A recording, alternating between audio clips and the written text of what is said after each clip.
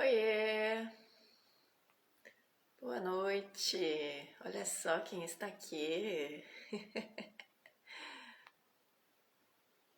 Tava rindo olhando pro lado, Gi, porque a cachorrinha não sei como foi parar do outro lado da casa. Está ali explorando a varanda. Oi, Elô. Boa noite para todas. Bom, capítulo 12 hoje, vamos dar sequência, já estamos finalizando nosso estudo da carta aos Hebreus. Se essa carta que se a gente não entende, né, os ensinos judaicos, não entende a respeito do povo, a gente dá uma boiada. Mas foi um estudo muito importante, né, de muito crescimento. E hoje a gente vai continuar crescendo e compreendendo mais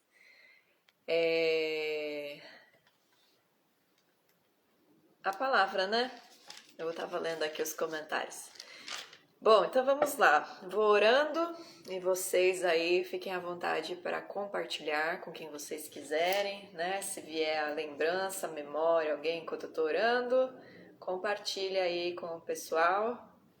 E eu vou orar para que o Senhor abençoe a nossa vida, nosso coração, esse ambiente de estudo, para que esteja tudo debaixo da orientação e do mover do Senhor, né? Nada, a gente não está aqui só para ler e aprender aquilo que vem na nossa mente, mas receber instrução e orientação do Senhor através do seu Espírito, né?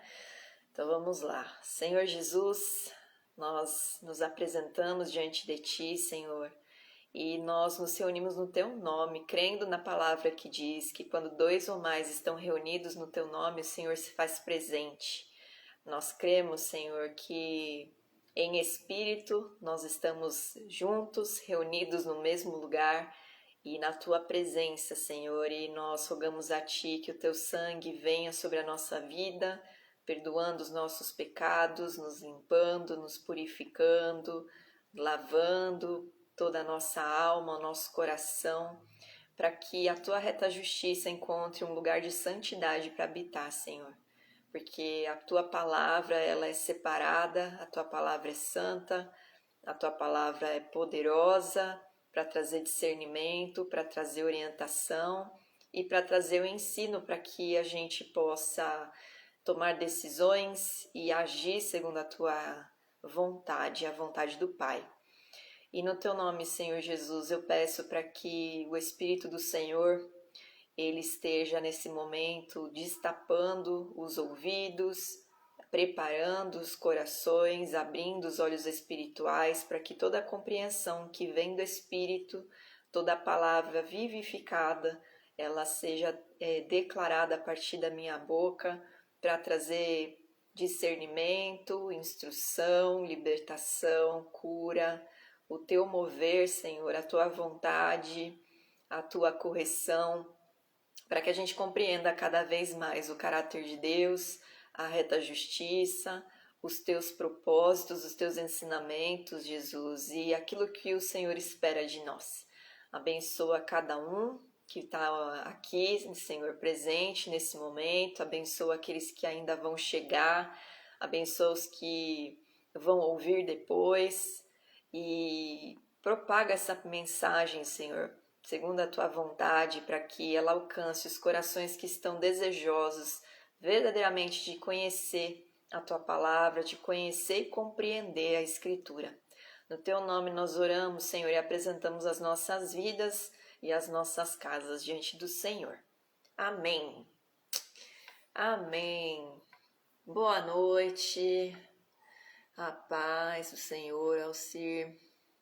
Hoje você não vacilou com o horário, né? Não errou o canal. Bom, vamos lá. Capítulo 11, né? Se você não assistiu ainda, depois assista, porque é um capítulo muito importante para entender o que é fé, para entender como os homens, né, não só do Antigo Testamento, mas do Novo Testamento também, né? Como os discípulos de Jesus, os primeiros discípulos de Jesus, suportaram as provações, as aflições, o porquê eles se mantiveram perseverando e como a gente deve agir, né? E a fé, como eu expliquei, né, ela vem do hebraico emuná, que a raiz é confiar, confiança, né? A base da fé, ela não é uma crença ou acreditar em algo que você quer muito que aconteça, mas ela é a confiança, né, no Senhor. E a confiança na promessa da cidade santa, Nova Jerusalém, é o que fazia com que os justos, né, fossem justificados diante do Senhor, a confiança na palavra do Senhor, nessa promessa, e a confiança de que isso ia se cumprir, né?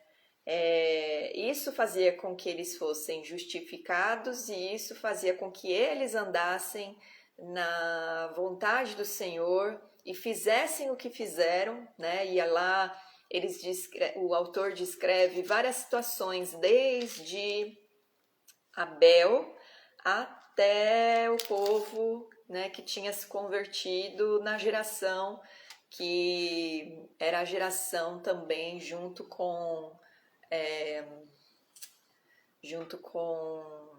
os discípulos aqui, né, a comunidade primitiva, a igreja primitiva do Senhor.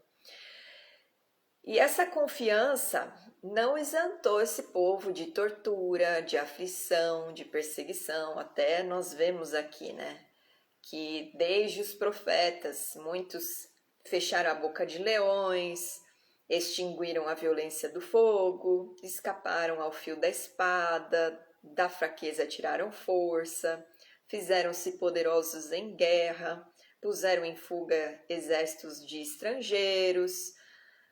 Aí aconteceu alguns milagres, como mulheres receberam pela ressurreição os seus mortos, alguns foram torturados, não aceitando seu resgate para obterem superior ressurreição. Outros, por sua vez, passaram pela prova de escárnios e açoites, algemas e prisões, foram apedrejados, provados, separados pelo meio, mortos a fio de espada, andaram peregrinos, vestidos de pele de ovelhas e de cabras, necessitados, afligidos, maltratados, errantes pelos desertos, pelos montes, pelas covas, pelos antros da terra. Então, confiar na palavra do Senhor não significa que você sempre vai ter vitória nessa terra, porque a sua vitória maior tem que ser a tua coroa da vida eterna, né? Jesus, ele conquistou essa vitória por nós, essa luta contra o pecado, Jesus venceu. Mas o autor, ele traz esses argumentos, né? Lembrando que ele está falando com um grupo de judeus que conhecia toda a história dos seus antepassados, que sabiam, né, tudo o que tinha acontecido com aqueles que escolheram obedecer a Deus e crer na sua promessa. Muitos do próprio povo de Israel se rebelaram e, por quererem andar segundo o seu próprio entendimento, a sua própria vontade, não ouviam a correção, não tinham, né, as pestes, as pragas, as guerras, as mortes como uma disciplina do Senhor, e eles matavam os profetas, prendiam os profetas, e alguns, né, no exílio foram mortos, ou como Daniel e os seus 3 amigos, né, sofreram lá por querer obedecer a Deus, por querer manter o coração íntegro e não, né, participar de nada que eles sabiam que desagradavam a Deus. Eles se mantiveram em retidão e eles foram perseguidos. A igreja cristã primitiva, aqui nesse período, né, da carta aos Hebreus, ela estava sofrendo perseguição, tanto de judeus que não aceitavam que Jesus era o Messias, e esses judeus cristãos estavam, né, meio que abalados, né, na fé deles por conta da persuasão desses judeus, querendo dizer que eles estavam errados, que eles iam perder, né, a herança no mundo vindouro, que o Messias não tinha vindo ainda. Eles eram muito persuasivos. E esse grupo, por ver as afrontas, as perseguições e tudo mais, né, por ver algumas aflições que eles estavam passando, por ver os apóstolos, né, sendo mortos apedrejados ou sendo perseguidos, presos, eles começaram a meio que questionar.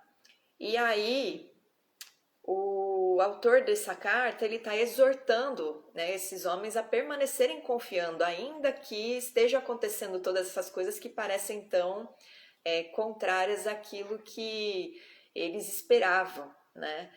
E ele fala no final: ora, todos estes que obtiveram bom testemunho por sua fé, não obtiveram, contudo, a concretização da promessa, por haver Deus provido coisa superior a nosso respeito para que eles, sem nós, não fossem aperfeiçoados. O Senhor, ele tem um número de salvos, né, que ele marcou. E enquanto esse número de salvos não for completado, o dia do Senhor não vai acontecer. Então, todos esses homens, né, há 3.000 anos, estes homens estão sofrendo, padecendo, sendo perseguidos, sendo corrigidos, sendo afrontados, escarnecidos. Todos os homens que escolhem viver separados para Deus, por causa da promessa do reino de Deus, da nova Jerusalém, do novo céu e da nova terra, da vida eterna, eles passam por perseguições e afrontas. E aí ele continua no capítulo 12, convencendo esse grupo, né, de judeus cristãos que eles deviam permanecer crendo e permanecer na fé em Jesus Cristo.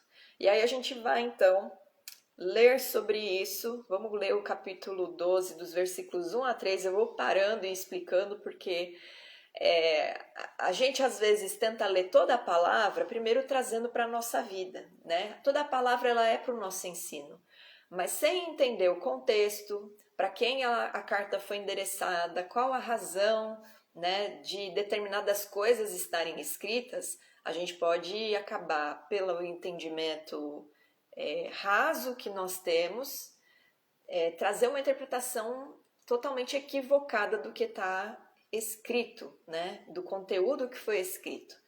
Então a gente vai ler entendendo, né, os argumentos para esse grupo, mas ao mesmo tempo que a gente vai ler esses argumentos para esse grupo definido, né, de judeus cristãos, a gente também consegue extrair coisas para a nossa vida, tá?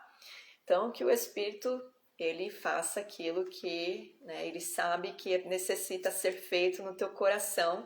Mas como a própria palavra, né, os judeus, né, quando Moisés ele escreveu em Deuteronômio, né, trazendo o povo para prestar atenção, Jesus também fazia isso. Ouça com atenção, mas ouça para você praticar, né? Ouça para você guardar a palavra do Senhor, o ensino do Senhor, tudo aquilo que for instruído hoje, para você aplicar na sua vida e para você entender, para poder compartilhar com outros também, porque é para isso que a gente aprende, né?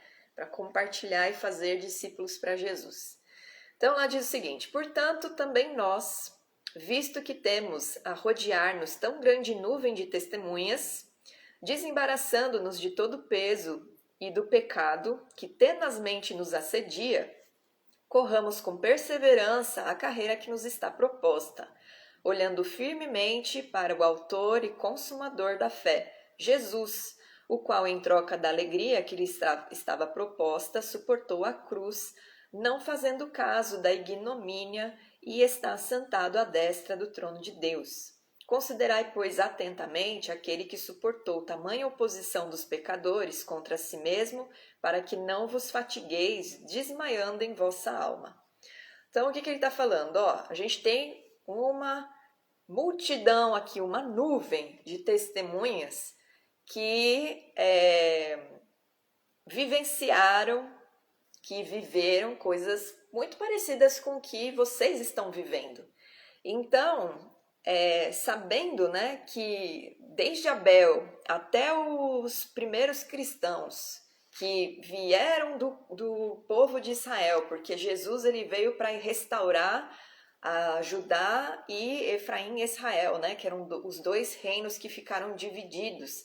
Ele veio para restaurar a unidade, primeiro de Israel e depois ser luz para os gentios e trazer salvação para todo homem que crê nele como o Filho de Deus. Entendendo que todos esses passaram por tudo isso, tira de vocês, né? Tira das costas esse peso que vocês estão carregando de perseguição, de afronta, de calúnia, da persuasão dos que não creem, né? E que querem que vocês voltem para o caminho antigo, para a aliança antiga.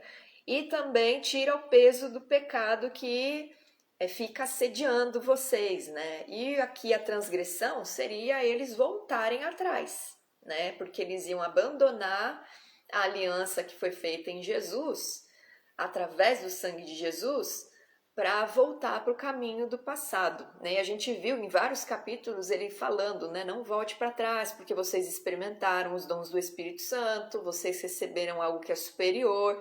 Se vocês abandonarem isso depois, vocês não vão poder reaver, né? Porque uma coisa é quando a gente transgride um mandamento do Senhor, mas o Senhor sabe que é uma fraqueza da nossa carne. Outra coisa é abandonar a confiança na promessa, porque uma vez que a pessoa creu em Jesus, entregou a vida para Jesus e recebeu o Espírito Santo, a vida dela está selada para ela receber a vida eterna. Se ela abandonar isso, ela está abrindo mão de tudo. Então, ela está escolhendo a morte espiritual. E não tem como pregar Jesus duas vezes na cruz, né? Como a gente viu. Então, toda hora ele está falando, permaneçam firmes. E quem é o autor e consumador da fé, que é Jesus, né? Porque é através da salvação que vem dele e da consumação, né, de toda a obra nele, que nós somos salvos pela graça, mediante a nossa confiança de que tudo isso é real e é verdadeiro, né? Então, os nossos olhos, enquanto a gente está aqui vivendo a carreira que foi proposta, né, o chamado que cada um tem, cada um na sua área, com os seus dons, edificando o corpo de Cristo, levando as boas novas para outras pessoas, todos nós devemos suportar com perseverança, tendo esperança naquilo que o Senhor prometeu, porque Ele é fiel para cumprir, sempre olhando para Jesus. E por que olhando para Jesus? Aí ele continua explicando. Porque ele, em troca da alegria que lhe estava proposta, suportou a cruz, não fazendo caso da ignomínia. Então, o que ele está falando aqui? Jesus, ele suportou o madeiro, né? Que lá em Deuteronômio 21, 23, tem na lei escrito que maldito é aquele que é pendurado no madeiro. E ele suportou esse madeiro, não se importando com a vergonha de ser considerado maldito. E para o povo judeu, a pessoa ser considerada pecadora ou maldita era vergonhoso, porque na verdade mostrava que ela não estava cumprindo com a aliança, né? Que ela não estava andando em justiça, ela estava andando como uma pessoa rebelde, um pecador, um ímpio, um gentil, que é o idólatra. Então, para o judeu ser chamado de maldito ou de pecador é uma afronta. Por isso que os fariseus e os escribas ficavam um pouco revoltados com Jesus quando ele falava que eles eram um monte de pecadores ou de raça de víboras, de hipócritas, né? Porque eles se consideravam muito justos por observar todos os mandamentos e fazer jejuns e orar e tudo mais. E na verdade o coração deles estava bem longe do Senhor, né? Eles tinham o Senhor na boca, mas o coração estava longe, estava fechado, porque eles estavam, na verdade, cheios de orgulho e só queriam as honras dos homens, o reconhecimento dos homens, né? E aí ele continua falando, Jesus, em troca da alegria que estava proposta, ele suportou, né, a maldição na cruz, no madeiro, suportou no nosso lugar, na verdade, porque ele considerou, né, melhor ser considerado maldito, pecador, injusto e morrer por nós, para nos dar salvação, e ele agora está sentado à destra do Pai. Então, mesmo ele sofrendo na terra a vergonha e tudo, ele ressuscitou porque o Espírito do Senhor levantou ele dos mortos, ele se tornou o primogênito dos mortos e ele está à destra do Pai reinando, né? E a gente já estudou e viu que ele recebeu um nome que está acima de todo nome, que eles têm autoridade, né, nos céus, na terra e debaixo da terra. Deus concedeu a ele, por conta de toda a obediência e submissão de Jesus, ele recebeu essa autoridade. E aí ele fala: considerai, pois, atentamente aquele que suportou tamanha oposição dos pecadores contra si mesmo, para que não vos fatigueis desmaiando em vossa alma. Então, olha para Jesus e vê tudo que ele passou sem precisar, né? Assim, ele não merecia, mas ele passou por amor a nós, né? Por amor a todos os homens, porque Deus amou o mundo de tal maneira que enviou seu Filho unigênito para que todo aquele que nele crê não pereça, mas receba a vida eterna. Então, Jesus, ele se entrega no nosso lugar, ele vence a morte, ele vence o pecado, e ele derrama o próprio sangue. E aí ele fala: a sua luta, ora, na vossa luta contra o pecado, ainda não tendes resistido até o sangue. E por que ele fala isso? Porque Jesus, ele lutou contra o pecado derramando o seu sangue, né? Ele resistiu o pecado até derramar sangue para expiar o nosso pecado. Então ele foi tentado e não pecou. Ele com justiça, integridade e submisso ao Pai, ele correu, né, do dia que ele nasceu até os 33 anos, ele andou em justiça e graça. E com a autoridade do Senhor, ele fazia todas as coisas. Ele não fazia nada pelo nome dele, ele fazia em nome do Pai.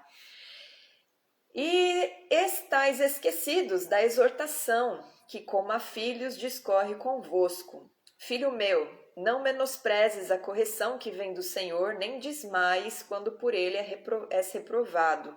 Porque o Senhor corrige a quem ama e açoita todo filho a quem recebe. Uma coisa que a gente precisa se lembrar, sempre que existe uma referência na palavra, né, uma referência da lei, da Torá, ou de alguma profecia, de um salmo, não é só para a gente ficar focado na ideia que foi trazida aqui no versículo, porque uma das práticas dos rabinos e que Jesus usou, inclusive Jesus usou isso até no madeiro, né? Quando ele fala, Deus meu, por que me abandonastes? Ele estava citando um salmo. E aquilo ficou ali gravado e os discípulos, eles foram ler o salmo depois e eles viram, né, o cumprimento da profecia, aquilo que estava escrito ali por Davi se cumprindo em Jesus. Eles depois receberam o entendimento disso. E todos os rabinos começam ou quando estão explicando, eles citam um versículo. Mas isso é para levar o discípulo para ler o capítulo ou o trecho e meditar. Porque é assim que a gente adquire conhecimento da palavra. E eu trouxe, né, aonde estão escritos esses versículos para a gente entender por que ele cita aqui, né, sobre isso. Primeiro porque ele está falando que às vezes nós sofremos consequências de disciplina do Senhor sobre a nossa vida pelo erro que a gente está cometendo. Nós não vencemos totalmente o pecado até derramar o nosso sangue, porque muitas vezes o pecado ainda domina a gente.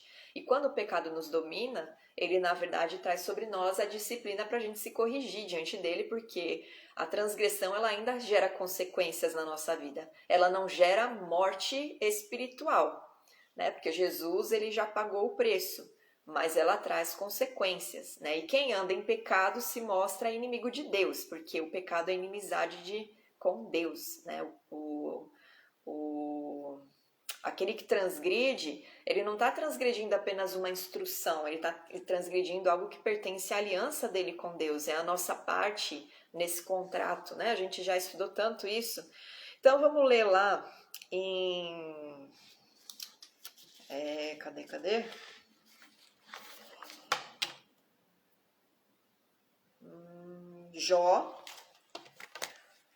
Jó capítulo 5, versículo 17. Bem-aventurado é o homem a quem Deus disciplina. Não desprezes, pois, a disciplina do Todo-Poderoso. Então, aqui tem um versículo que está ligado a esses ensinos e que é um dos escritos que os judeus conhecem, né? O outro está escrito em Provérbios 3, dos versículos 11 a 12.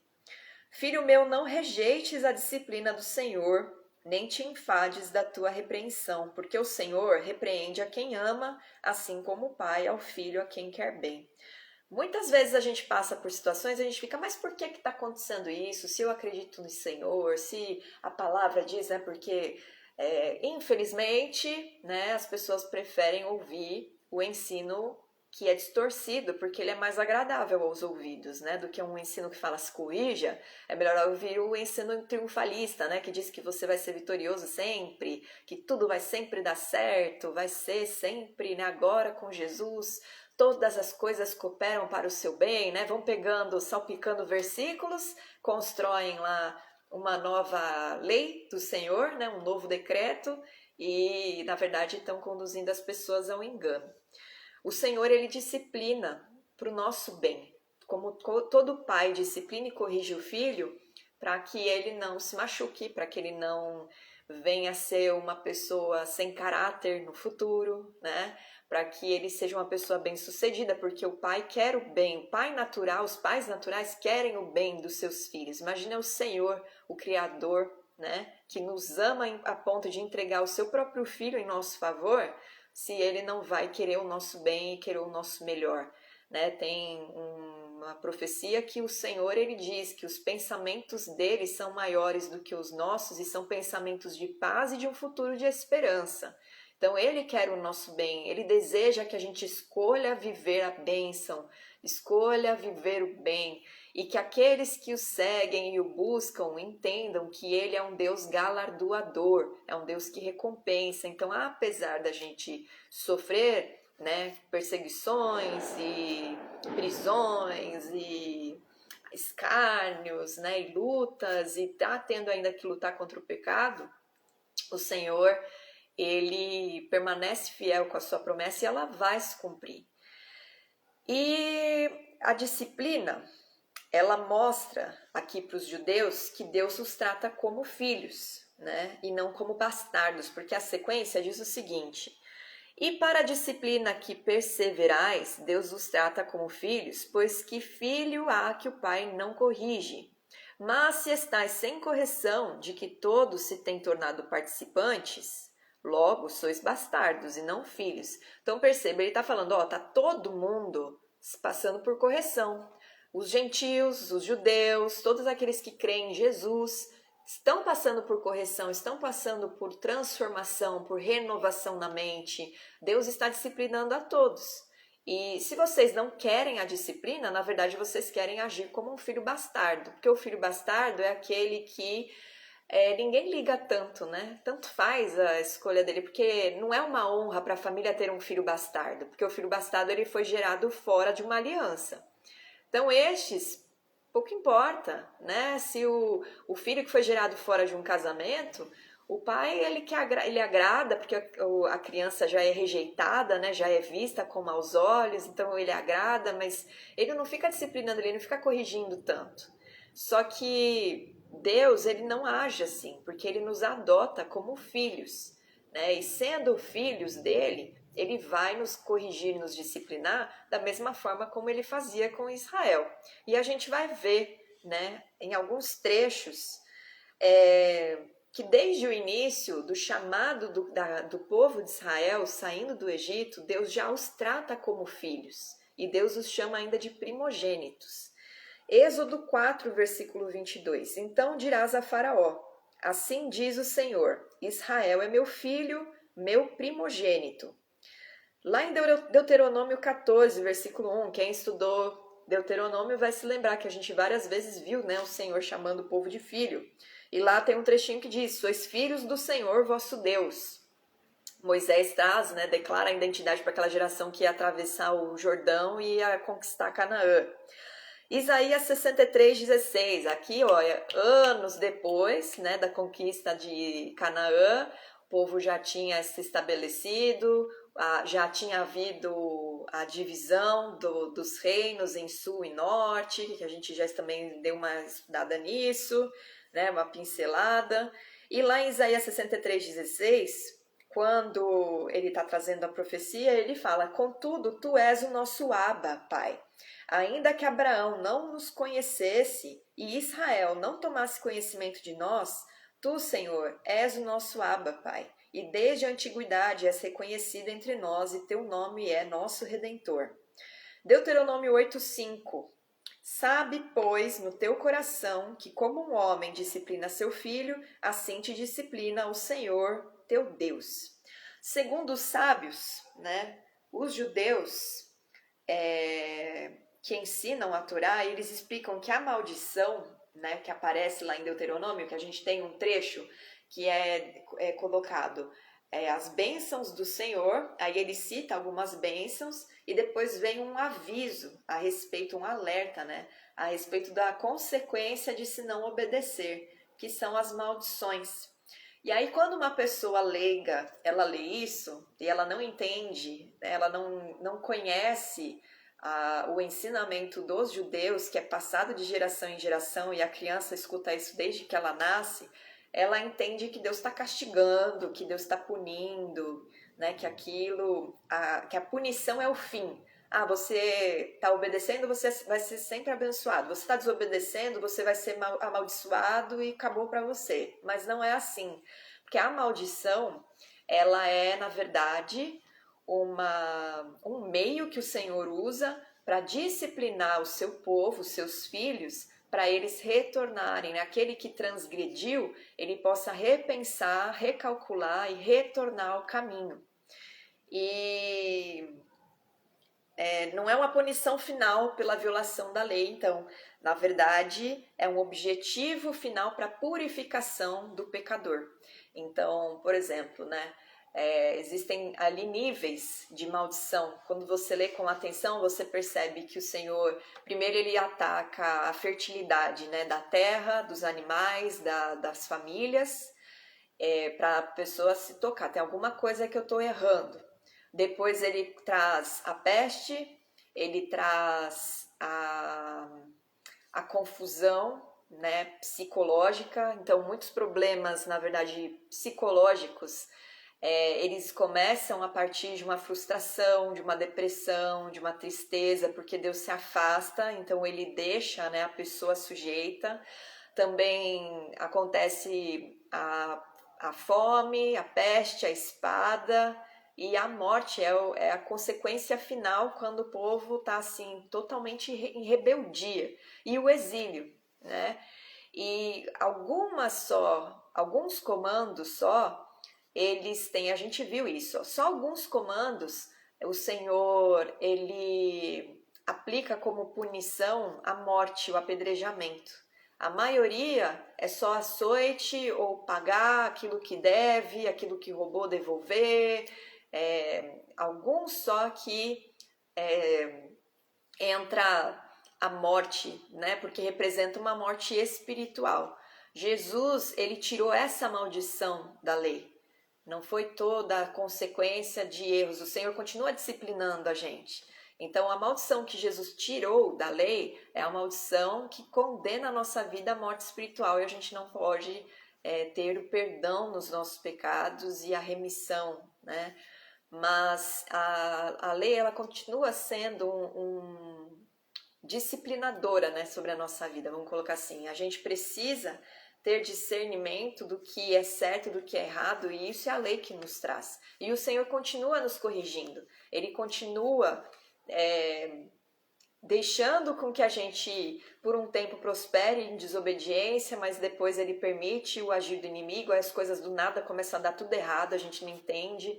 E aí entra aquele Salmo 139, né, que quem participa dos cultos da Vivendo a Palavra no domingo viu, que nós lemos o 139, e lá fala: Senhor, sonda o meu coração, prova-me e vê se em mim algum caminho mau, né, e mostra para mim o que eu estou errando. Praticamente a tradução, né, Herbert Richards seria essa: Senhor, me mostra, né, examina o meu coração, me prova, e se eu estiver no caminho errado, se eu estiver transgredindo, me mostra para eu me corrigir. E o Senhor, Ele usa a disciplina para trazer correção, não para trazer peso, nem para trazer castigo, mas é por zelo à nossa vida, porque quando a gente é punido, a gente, levanta as anteninhas, né, e começa a examinar que caminho, que rumo que a gente está dando à nossa vida. E aí a gente faz a techuvá, que é o retorno ao caminho do Senhor, né? A gente pede perdão, se conserta e recomeça da onde a gente parou.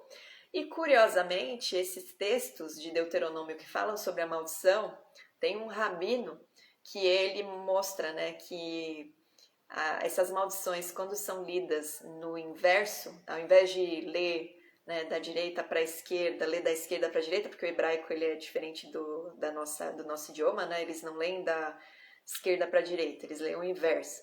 Então, quando você lê o inverso, na verdade você está lendo uma bênção. Dentro da maldição, quando você lê o inverso, tem uma bênção. Então, sempre quando você está sendo disciplinado e você volta ao caminho, o Senhor, ele te abençoa, ele te recebe de novo e ele vai te abençoar. Mas precisa ter um conserto, né? O retorno é o abandono do erro e é o retorno ao caminho reto.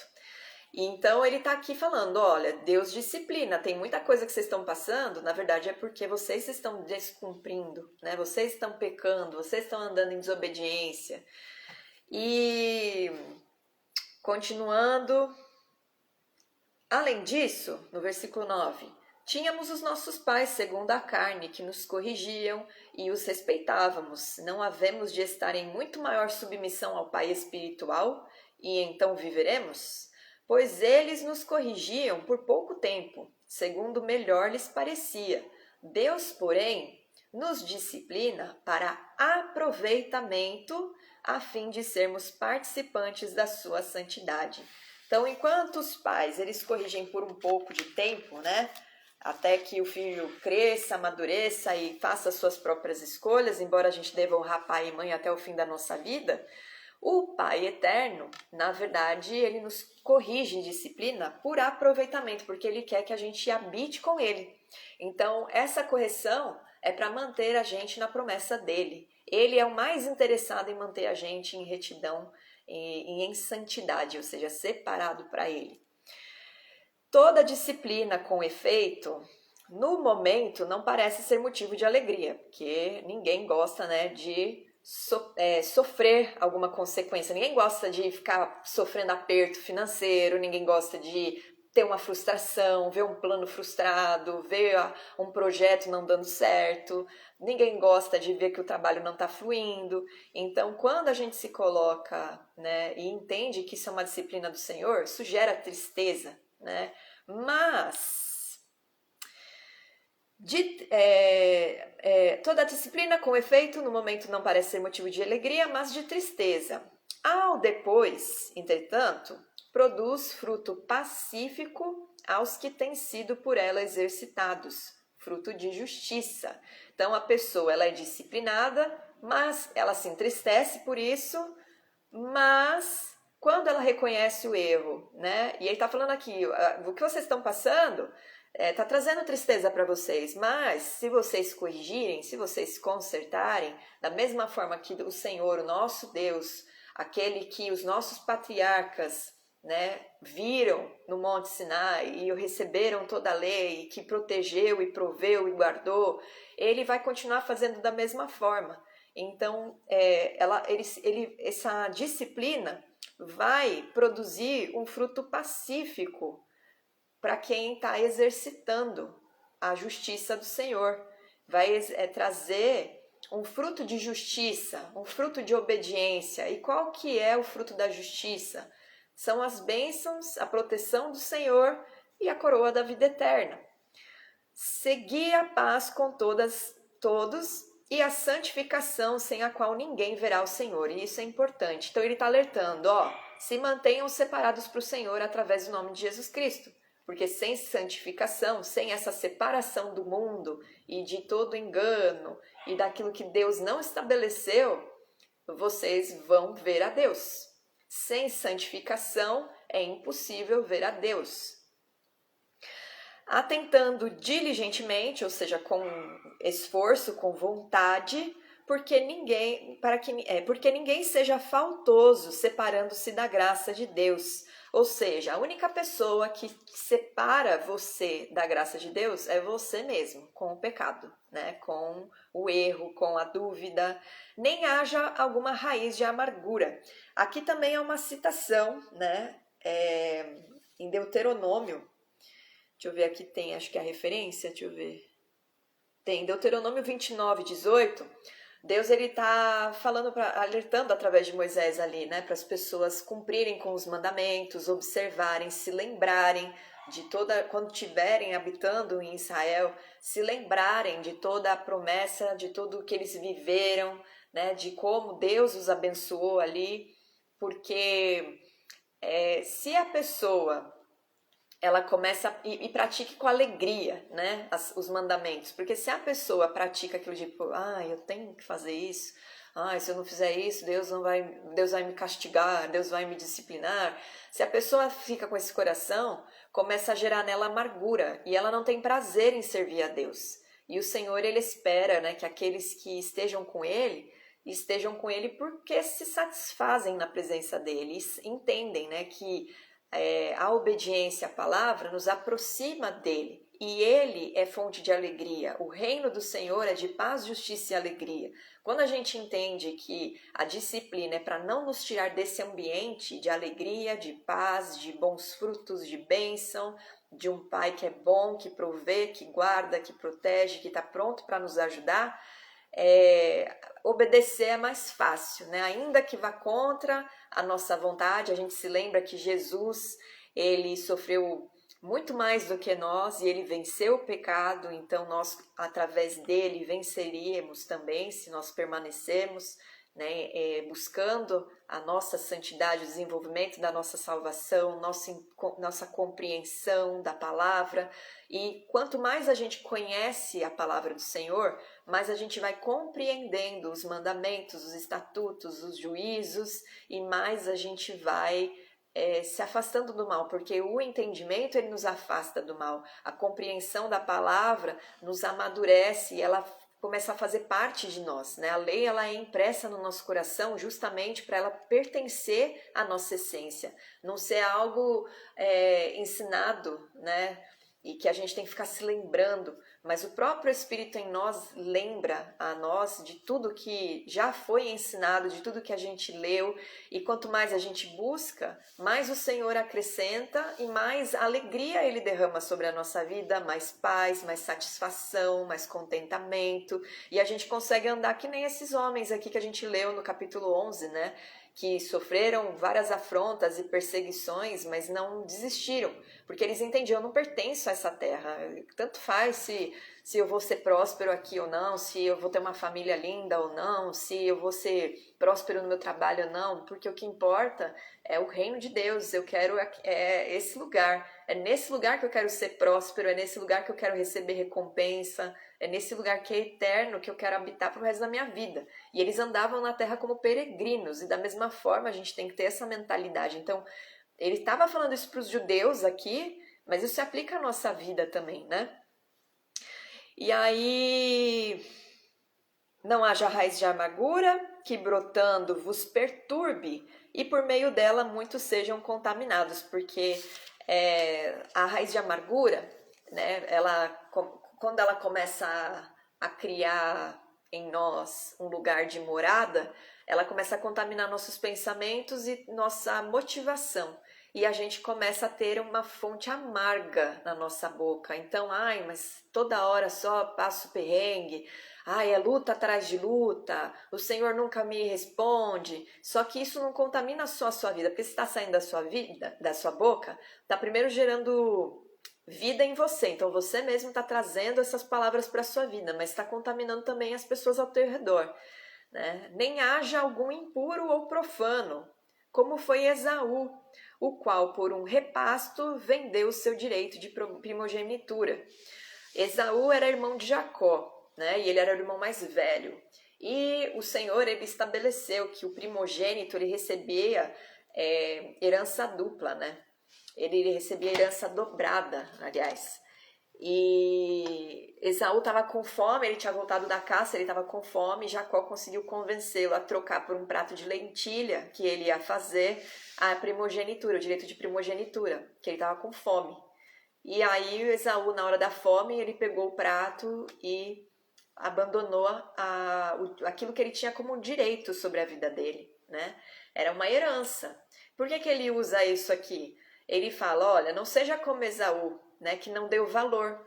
Não haja de forma impura, a impureza está ligada ao descumprimento da palavra, né? O profanar também está ligado a agir em rebeldia, em desobediência, com altivez, com soberba, com não me enche, eu sei o que eu estou fazendo da minha vida, né? Sempre quando a gente tapa os ouvidos para a disciplina do Senhor, inclusive através dos ministros, na verdade a gente está fazendo como Esaú, a gente está abrindo mão da nossa herança, daquilo que nós temos direito, em troca de algo que a gente está sentindo fome na hora, que a nossa carne está sentindo fome na hora.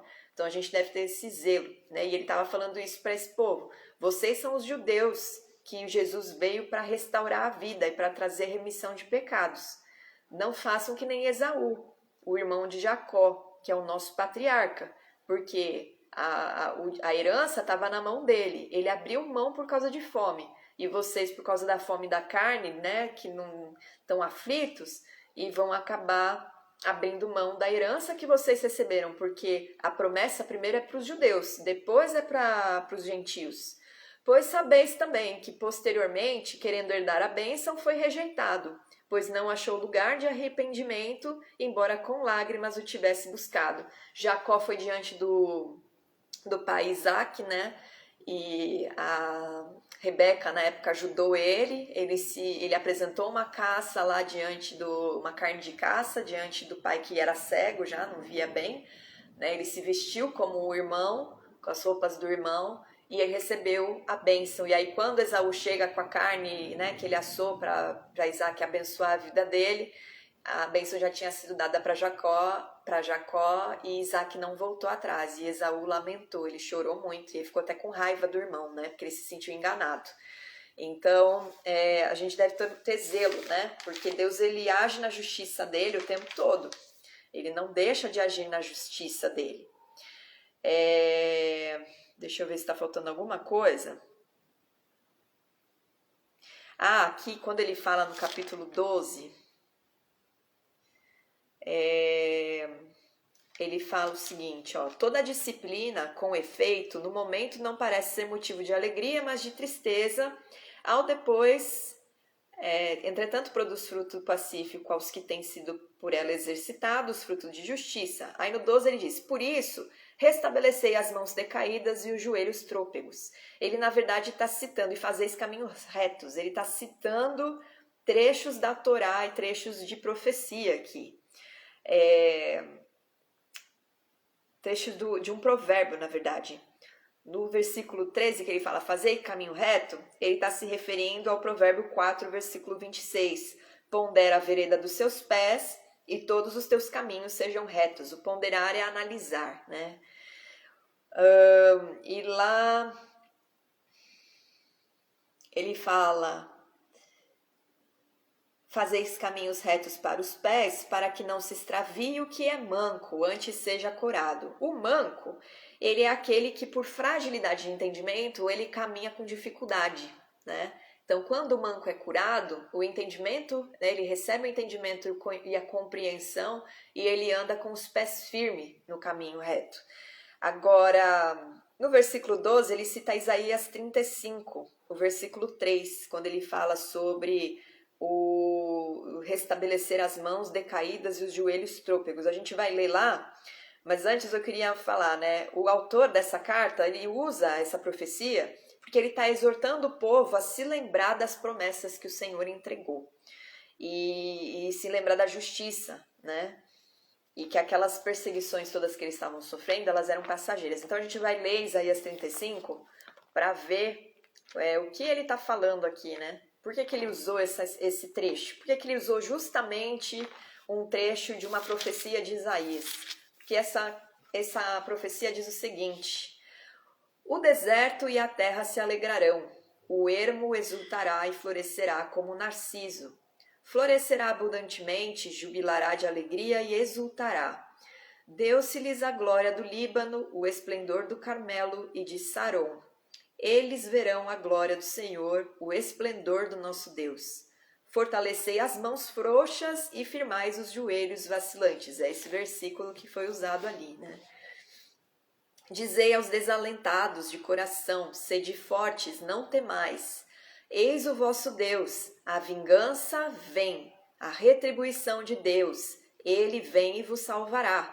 Então se abrirão os olhos dos cegos e se desimpedirão os ouvidos dos surdos. Os coxos saltarão como servos e a língua dos mudos cantará, pois águas arrebentarão no deserto e ribeiros no ermo. A areia embraseada se transformará em lagos e a terra sedenta em mananciais de águas. Onde outrora viviam os chacais, crescerá a erva com canas e juncos. E ali haverá bom caminho, caminho que se chamará o caminho santo. O imundo não passará por ele, pois será somente para o seu povo. Quem quer que por ele caminhe, não errará, nem mesmo o louco. Ali não haverá leão, animal feroz não passará por ele, nem se achará nele, mas os remidos andarão por ele. Os resgatados do Senhor voltarão e virão a Sião com cânticos de júbilo, alegria eterna coroará sua cabeça, gozo e alegria alcançarão, e deles fugirá a tristeza e o gemido.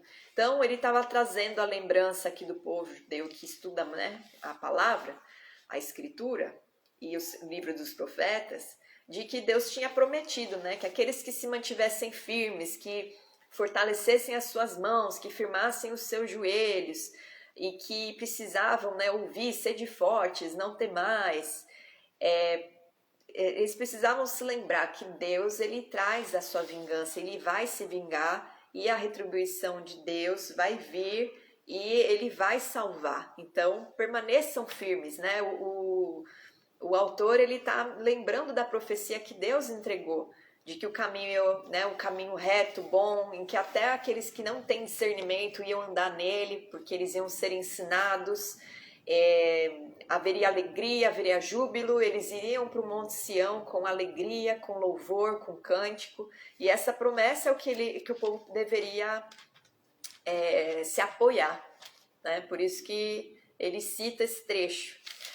Aí a gente vai ler agora, né, para finalizar, um contraste que ele traz sobre o Monte Sinai e Sião. Sião, né, para quem não se lembra dos estudos de Deuteronômio, é o monte que o Senhor escolheu para fazer a sua habitação, né, é em Jerusalém esse local, e é da onde ele escolheu, né, receber a adoração dos povos e das nações, fazer a sua habitação, para a sua presença estar ali, né, no meio do povo, e da onde ele abençoa todas as nações, nesse lugar no Monte Sião. Tanto que tem um salmo que diz: os que confiam no Senhor são como o Monte Sião que não se abala.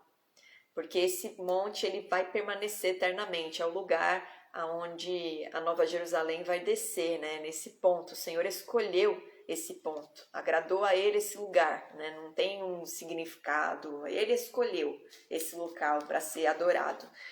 E o Monte Sinai é o monte aonde o Senhor apareceu, né? Ele está lá em Êxodo 19, 20, a gente já viu em Deuteronômio, mas depois pegue para ler novamente, mas leia com atenção, para você ver que o povo temeu ali a visão que eles tiveram, né? Eles tiveram um encontro que foi uma testemunhado por milhões de pessoas. Espera que minha garganta tá secando. Mas eles temeram o que eles viram, tanto que eles falaram para Moisés: vai lá e fala no nosso lugar, que a gente se a gente chegar perto dele a gente vai morrer. E quando o Senhor ele não aparece com todo o amor dele, né, com a glória dele. Ele aparece com os anjos, né, porque a gente vê lá que os ministros, né, vieram miríades celestiais com ele, miríades de hostes celestiais, mas ele veio com autoridade e poder, né? Ele veio com toda a autoridade que ele tem numa coluna de fogo, em densas nuvens, em meio à tempestade, e o autor ele cita isso. Ora, não tendes chegado ao fogo palpável e ardente, e à escuridão, e às trevas, e à tempestade, e ao clangor da trombeta, e ao som das palavras tais que quantos os ouviram suplicaram que não se lhe falasse mais, pois já não suportavam o que lhes era ordenado. Até um animal se tocar o monte será apedrejado. Porque Moisés, na hora que preparou o povo, né, falou, olha, por 3 dias vocês precisam se purificar, se santificar, então não toquem em mulheres, não façam nada que esteja fora daquilo que já foi instruído para vocês, se purifiquem, se preparem, vocês vão ficar num determinado local do arraial, o Senhor vai aparecer no monte e não deixa nenhum animal chegar perto do monte, porque ele vai ser apedrejado, porque o Senhor ia aparecer ali, o Senhor é santo. Na verdade, a santidade do Senhor, ela revela o que está em nós. Se as pessoas estão em pecado, elas iam morrer diante do Senhor, não é porque Deus queria matar, ou Deus é ruim, mas é que aquilo que Deus é, né, ele traz a luz sobre tudo aquilo que ele criou para mostrar a corrupção ou não. Então, diante do Senhor, por isso que a gente se prostra, né? E a gente reconhece a nossa pequenez. Todos os homens que tiveram uma visão, né, dos céus, ou a revelação do trono de Deus, ou a revelação da glória de Deus, reconheceram seus pecados na hora. Isaías, por exemplo, quando teve um encontro com Deus, falou que os lábios dele eram impuros, que ele era de um povo de impuros lábios. E o Senhor o santifica, né? O anjo pega uma brasa do altar e toca nos lábios dele para purificá-lo. Então, todo mundo que entra na presença do Senhor tem a sua vida revelada, né? Não dá para esconder de Deus quem nós somos.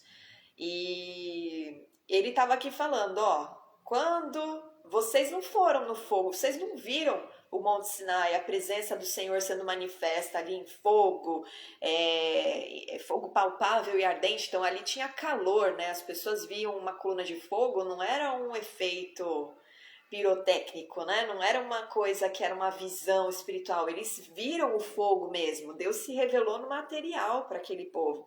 Eles ouviram a trombeta, eles ouviram as palavras tais, esse som das palavras tais que ele se refere são os 10 mandamentos, os 10 ditos, as 10 proclamações que eu sempre cito, né? Ele estava falando ali as suas leis para o povo, e o povo temeu, né? E ele fala, vocês nem chegaram a ver isso. Na verdade,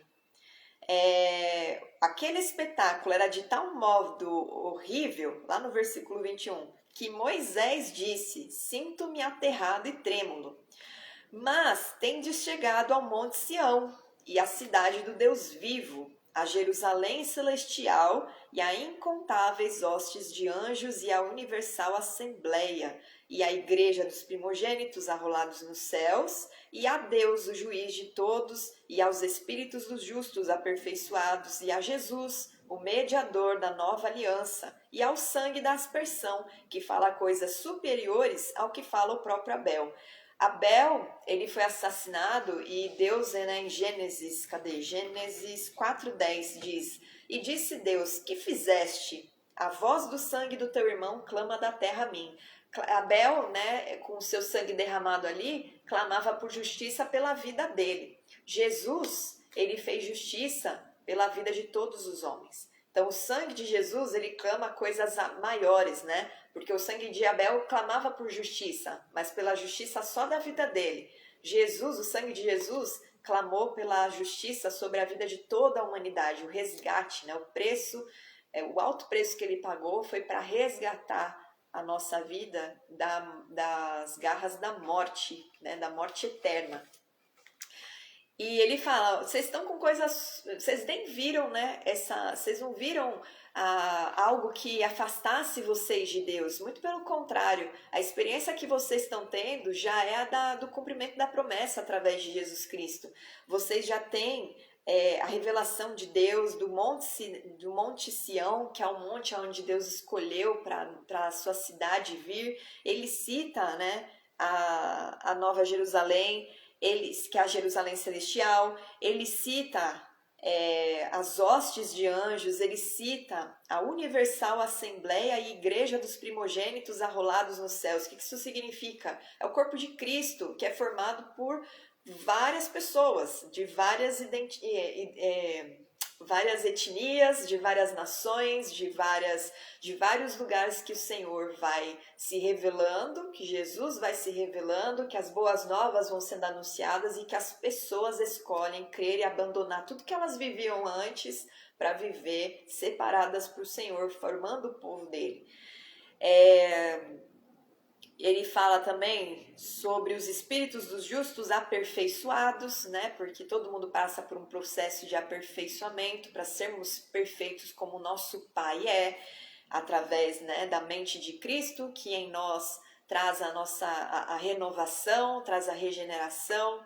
Nós aprendemos a ter a mente de Cristo e o sangue da aspersão, né, que traz o livramento. Então, assim, vocês estão com coisas superiores, vocês estão com coisas muito maiores, vocês têm comunhão, vocês receberam identidade, vocês receberam não só a identidade de um povo eleito, primogênito ali, mas vocês já tinham essa aliança com Deus, né? Vamos falar assim, porque eu estava trazendo muito raso isso aqui.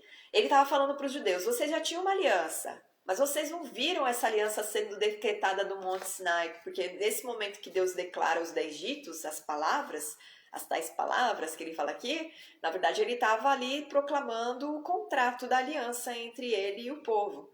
Ele está falando, vocês estão recebendo coisa superior, vocês não têm medo de chegar na presença de Deus, porque Jesus, ele é o sumo sacerdote que conduz vocês ao Santo dos Santos, ele redime os seus pecados, ele purifica vocês estão sendo aperfeiçoados, o que ele está entregando para vocês é muito maior, e vocês estão tentando abrir mão disso por conta de meia dúzia que está perseguindo vocês. E aí ele fala, tende cuidado, não recuseis ao que fala. Ou seja, não recuseis o que eu estou falando aqui, exortando vocês, não recusem as minhas palavras, pois se não escaparam aqueles que recusaram ouvir quem divinamente os advertia sobre a terra, ele está se referindo a Moisés aqui, né? Porque no primeiro momento o Senhor aparece, eles falam para Moisés, não, vai lá no nosso lugar, ele até falou no versículo 20, pois já não suportavam o que lhe era ordenado. Aliás, suplicaram que não se lhes falassem mais, né? Tá no versículo 19, perdão. Quantos ouviram, suplicaram que não se lhe falasse mais, pois já não suportavam o que lhes era ordenado. Até um animal, se tocar o monte, será apedrejado. Ou seja, eles tinham muito temor, né, daquela aliança que foi feita, do Deus que apareceu ali para eles, apesar de que depois a gente vê que passou 40 dias, eles já estavam lá com o bezerro de ouro, né? Mas e por isso mesmo, Deus falou, através dessa carta, né, com esse povo judeu aqui, dessa geração. Se não escaparam aqueles que recusaram ouvir quem divinamente os advertia sobre a terra, muito menos nós, os que desviamos daquele que dos céus nos adverte, aquele cuja voz abalou então a terra. Agora, porém, ele promete dizendo, ainda uma vez por todas farei abalar não só a terra, mas também o céu. E isso está em Ageu, a gente já vai ler. Mas o que ele está falando aqui? Se aquela galera que recebeu a primeira aliança não foi poupada, né? Porque eles recusaram ouvir a Moisés. Imagina vocês que estão recusando ouvir a Jesus. Porque Jesus, ele veio para a terra, ouve as testemunhas, ele está lá à destra do Pai, ele está reinando, ele continua ministrando. Nós somos os discípulos de Jesus. Se vocês recusam aquilo que está vindo, né, através de nós, vocês estão recusando a ele, porque o próprio Jesus falou, né? Aqueles que recusarem o que eu enviar estão recusando a mim e, consequentemente, ao Pai que me enviou. Então, ele está falando, presta atenção, porque se os primeiros judeus, a primeira geração de Israel que foi tirada do exílio, que foi chamada, que foi considerada o filho primogênito de Deus, não foi poupado quando recusou o ensino e a advertência, imagina vocês porque agora a aliança foi elevada, as coisas são superiores, o acesso de vocês diante do Senhor é muito mais fácil, vocês são separados para o Senhor e recebem, né, uma comunhão com Deus muito maior do que aquele povo que tinha que ouvir de Moisés o ensinamento, porque o próprio Espírito em nós ministra na nossa vida. E aí ele traz uma profecia que está em Ageu, que é Ageu 2. Vamos lá, rapidinho. Ageu, ele tá...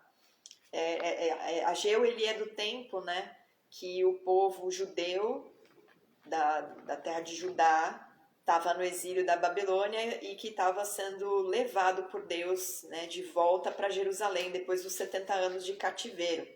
E aí ele está capacitando, ungindo, preparando tanto o governador Zorobabel como o sumo sacerdote Jesua. E aí ele traz uma profecia que na verdade ela não diz respeito só àquele tempo, mas ela diz respeito também ao tempo futuro com Jesus, né, com o Messias. Deixa eu achar aqui Ageu, peraí. Um dos últimos livros.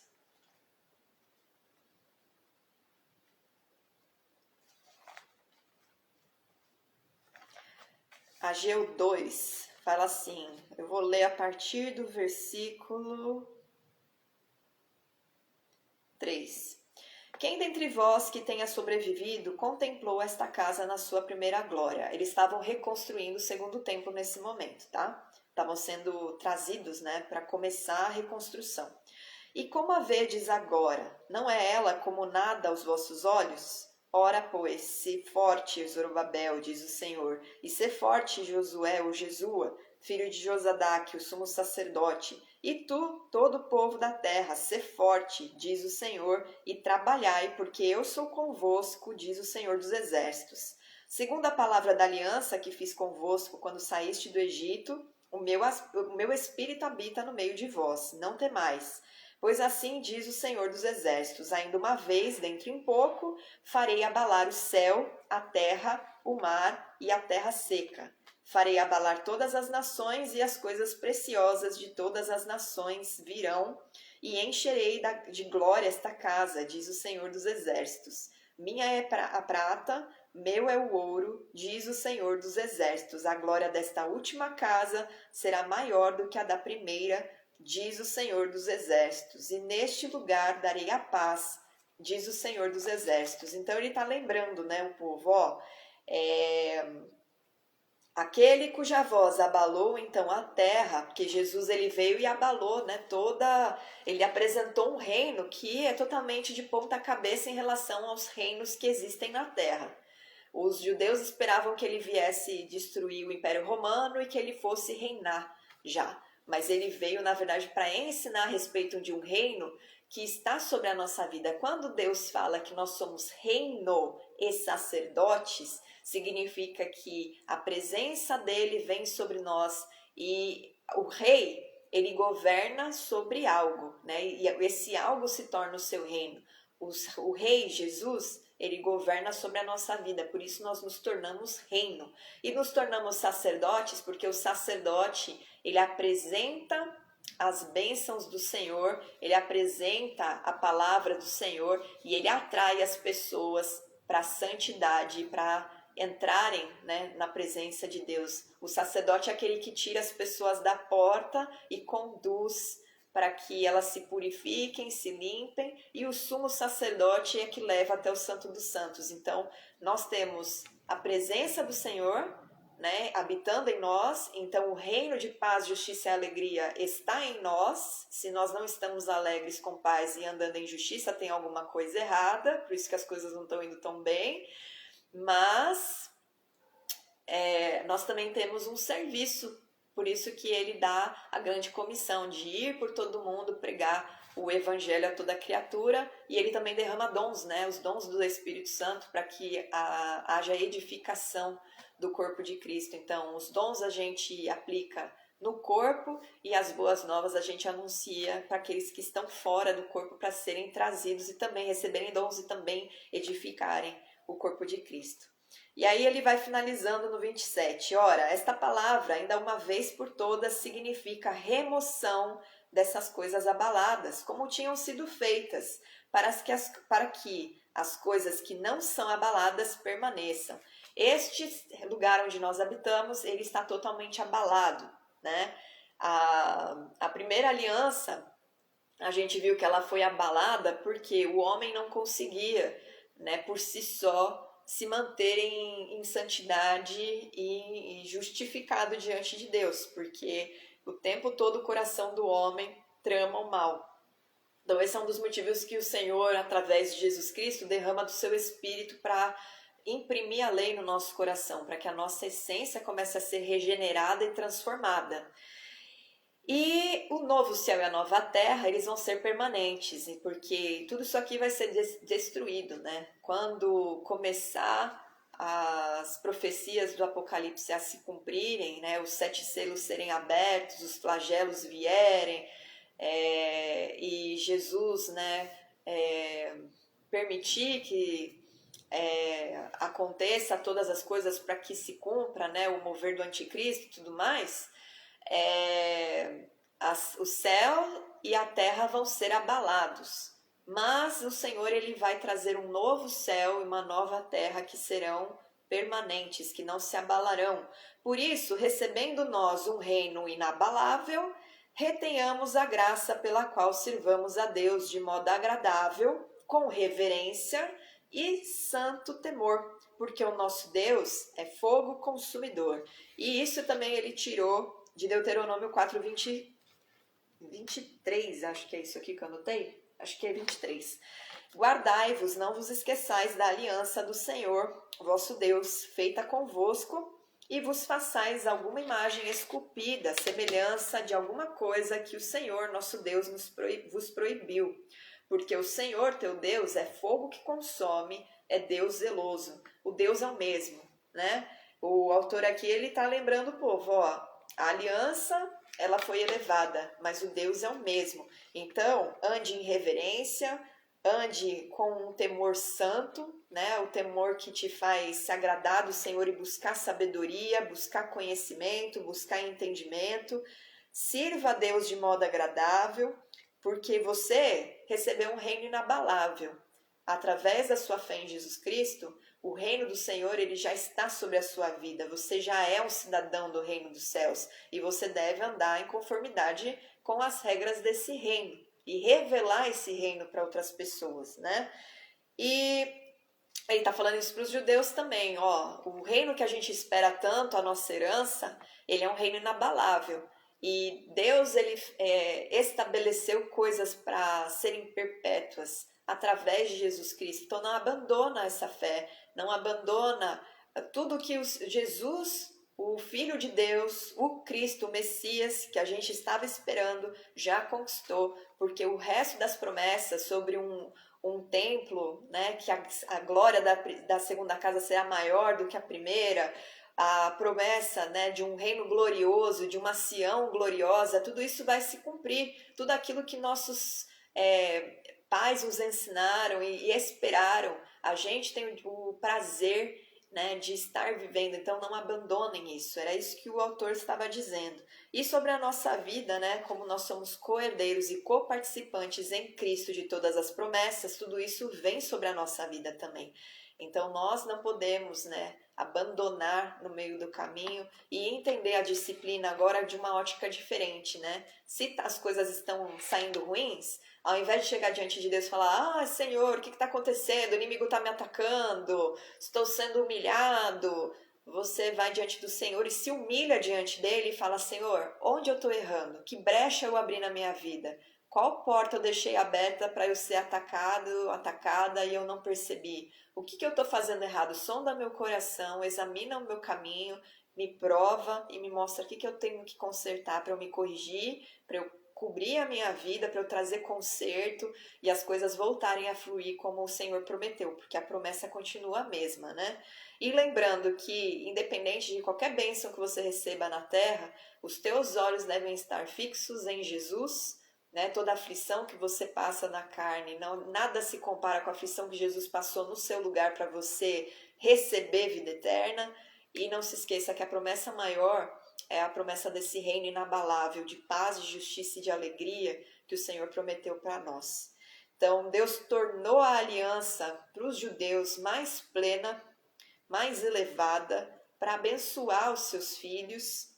E tudo isso era uma repreensão e uma exortação, né, para que aqueles judeus que receberam essa aliança através do sangue de Jesus não abrissem mão, mas permanecessem perseverantes, confiantes e andando, né, com reverência, integridade e santidade diante do Senhor, até que a promessa se cumpra, até que o número de separados que o Senhor tem lá anotado se complete e tudo aconteça. Se você quer que o tempo venha logo, fale mais a respeito de Jesus, para que os perdidos sejam alcançados e aqueles que já estão dentro do corpo de Cristo, né, não deixe de instruir, de repreender, de corrigir, segundo o mover do Espírito, não segundo os seus achismos, mas de acordo com a palavra, para que eles permaneçam, né, no reto caminho e confiando na profecia e na promessa e esperando, né, com retidão e integridade. Certo? Acabou. Alguém tem alguma dúvida? Alguém quer perguntar alguma coisa? Quer tirar alguma dúvida? Ou tá tudo certo? Podemos orar para encerrar. Esse livro, essa carta é muito importante, né? E quando a gente lê essa carta só batendo o olho, algumas coisas a gente não pega direito, né? Quando a gente faz esse estudo profundo assim, oração pela nossa nação, que nenhuma ovelha se perca, amém. Vamos orar por isso, sim. Gisele, só bênção, glória a Deus. Alguém quer fazer alguma pergunta ou podemos só fazer a oração? Alguém quer pedir alguma oração específica? Quer pedir alguma coisa?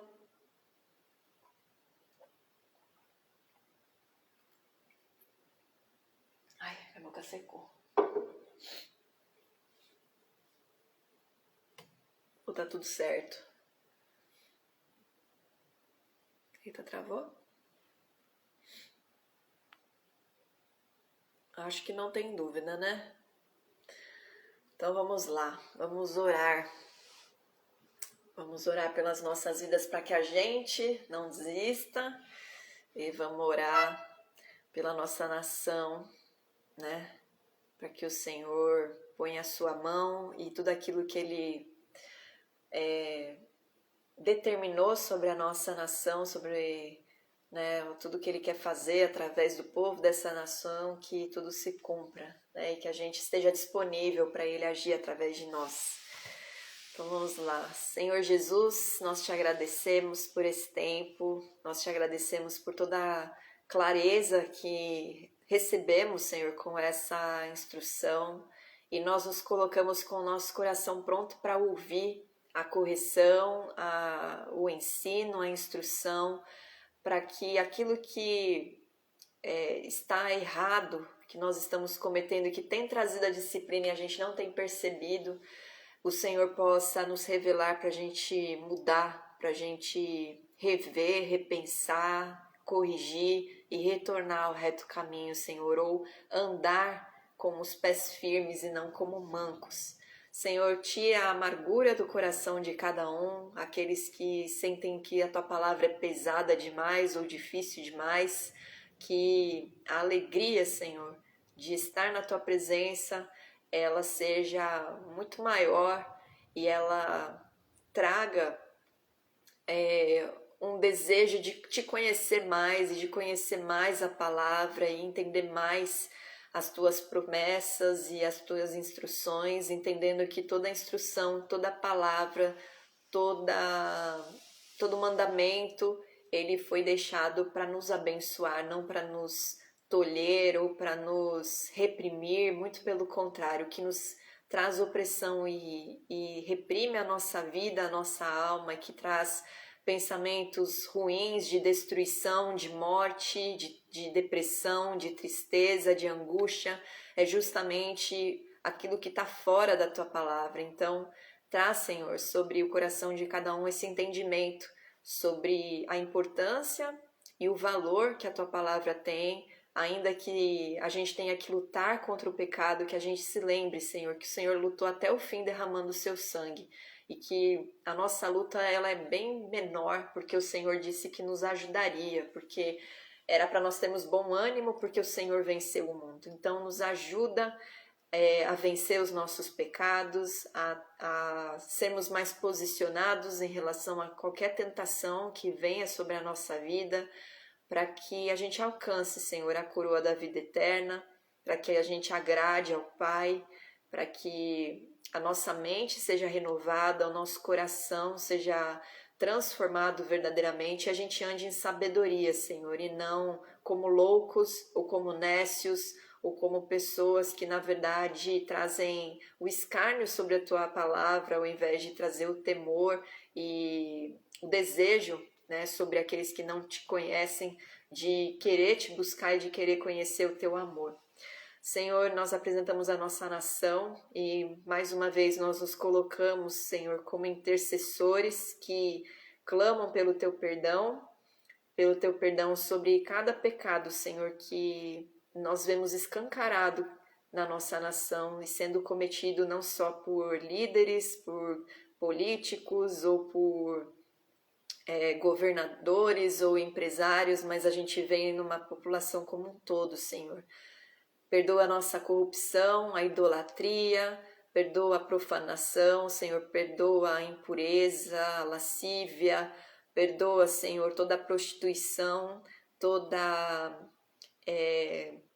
impureza, Senhor, não só no coração, mas na contaminação até de crianças, de forma maligna, Senhor. Perdoa e traz sobre nós a tua justiça, traz no nosso coração, Senhor, o desejo de andar em retidão, em benignidade, em amor, em bondade, e liberta-nos, Senhor, que toda essa potestade que tem dominado nossa nação por tanto tempo, ela seja destruída, Senhor, ela seja ordenada a se remover. O Senhor permite a iniquidade até uma determinada medida, Senhor. E nós sabemos que é assim que o Senhor age, mas nós suplicamos a Ti. Determina que já deu tempo e a quantidade dessa iniquidade sobre as nossas cidades, sobre a nossa nação, e remove, Senhor. Coloca numa panela e tapa e devolve, Senhor, para as nações iníquas e traz sobre nós a retidão, Senhor. Coloca os joelhos dobrados para te adorar, para reconhecer, Senhor, que o Senhor é Rei, que o Senhor é o Rei dos Reis, e para reconhecer a tua justiça, Senhor. Liberta-nos de toda mentira, de todo engano e de toda ideologia, Senhor, que vem para trazer opressão e fome e espada, e ainda que haja disciplina, Senhor, que nós busquemos andar em justiça, para que sobre a nossa vida venha o cumprimento da tua palavra de bênção. Em nome de Jesus, Pai, que aquilo que o Senhor determinou, que é perpétuo, possa vir sobre a nossa vida, porque hoje nós tivemos entendimento, Senhor, de que a tua lei ela é perpétua e ainda que a maldição tenha sido removida por Jesus, ela continua nos disciplinando, ela continua trazendo sobre nós a disciplina para nós entendermos e sermos moldados pelas tuas mãos, Senhor. E nós te agradecemos pelo teu amor de Pai que nos repreende, que nos disciplina, que nos corrige, para que a gente não perca a tua bênção e a coroa da vida eterna e a herança. E nos ajuda, Senhor, a não fazer como Esaú, que vendeu a herança, o direito que ele tinha, por conta de uma fome da carne. Que nós não façamos isso, Senhor, que a gente prefira sentir fome, mas manter nas nossas mãos a tua bênção e a tua herança sobre a nossa vida, o direito que nós alcançamos e na verdade nós nem conquistamos, foi pela tua graça que veio sobre nós, porque o Senhor entregou o seu Filho no nosso lugar. Que a gente valorize mais isso, Senhor, e que a gente demonstre a Ti toda a nossa gratidão com a nossa obediência. Senhor, não deixe que nenhuma ovelha se perca, que nenhum daqueles que o Senhor chamou, Jesus, e que o Senhor trouxe para dentro do aprisco, que se perca em ventos de doutrina, em ensino mentiroso ou segundo o próprio coração, o próprio entendimento, Senhor, que todos nós sejamos transformados e renovados pela Tua palavra e pelo agir do Espírito Santo na nossa vida. Em nome de Jesus. Amém. Amém. Então é isso, pessoal. Uma boa noite. Que o Senhor abençoe muito vocês, que todo esse ensino continue crescendo, amadurecendo. E semana que vem, nosso último encontro, capítulo 13, que seja, né, a cerejinha do bolo, que o vinho bom fique pro final, fique até o final, né, que a gente possa beber desse vinho que vem do Senhor para trazer alegria e que nós tenhamos uma semana debaixo da proteção do Senhor e guardada por Ele. Amém? Boa noite. Imagina, Gi, Jesus te abençoe muito também. Jesus abençoe Elô, Lili, pessoal todo que está aqui. Uma boa noite. Até semana que vem. E marquem, né, na agenda para voltar aqui na segunda que vem às 8 para a gente encerrar esse estudo juntos, né, e encerrar com oração. Amém? Até mais, pessoal. Boa noite. Vou fechar.